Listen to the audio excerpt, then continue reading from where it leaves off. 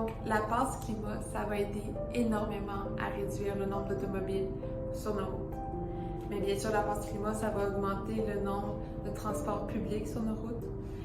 Puis bien sûr, les autobus sans nom-produit ou CDGS. Mais ce qu'on propose, ça serait d'aider les agglomérations à financer leur réseau de transport et aussi à électrifier les autobus.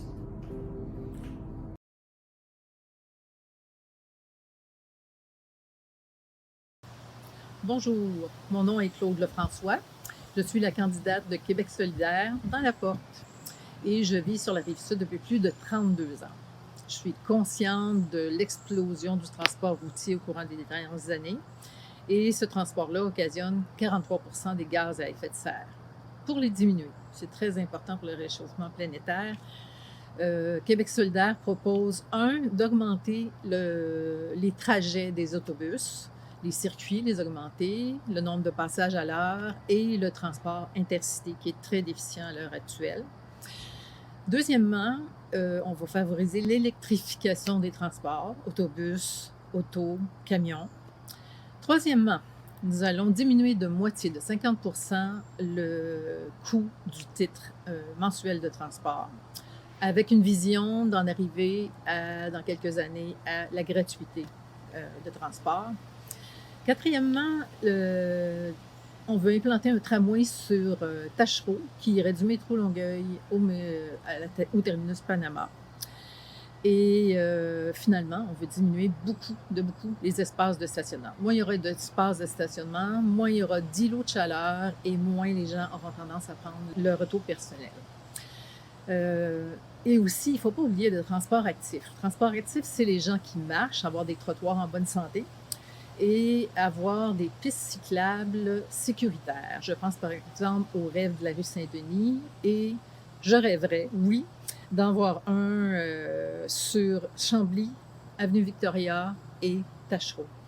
Des vélos, des gens qui vont travailler à vélo. Il y a plein d'écoles, plein de cégeps dans ces secteurs-là. C'est des gens qui pourraient très bien s'en servir. Alors, où chercher l'argent? Nous, on ne fera pas le troisième lien. On va économiser des milliards de dollars et on va aller chercher, bien sûr, des impôts chez les gens les plus riches qui, pour la plupart, sont bien d'accord d'en payer un peu plus. Conclusion, moins d'accidents parce que moins de véhicules, moins de bruit et plus de santé avec des gens plus actifs. Merci.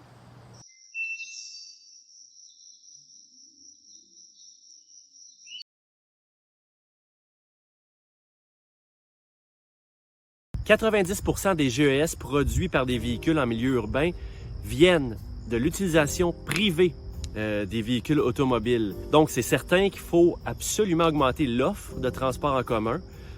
Question d'encourager les citoyens à opter pour ce mode de transport-là. Nous, ce qu'on souhaite, c'est de travailler avec les instances locales, évidemment, pour soutenir les projets de transport en commun, comme par exemple le projet de l'axe Est-Ouest qui va relier le métro de Longueuil à la station Panama du REM. Ensuite de ça, nous, on souhaite instaurer la gratuité des transports en commun pour les étudiants et pour les personnes de 65 ans et plus. Bon, ce que ça va faire pour les étudiants, entre autres, dans la circonscription, c'est qu'ils vont pouvoir se déplacer gratuitement, par exemple, pour aller dans une institution scolaire postsecondaire à Montréal. On souhaite aussi mettre en place le passeport mobilité, une application et une carte mobilité universelle utilisable dans tous les services de transport durable du Québec. Ça va prendre toujours de plus en plus d'incitatifs pour changer nos comportements. Donc, on propose aussi de tripler le nombre de bornes de recharge. Ça ne sera pas un luxe. Et également, comme je l'ai dit tantôt, d'encadrer un peu plus la publicité des véhicules automobiles.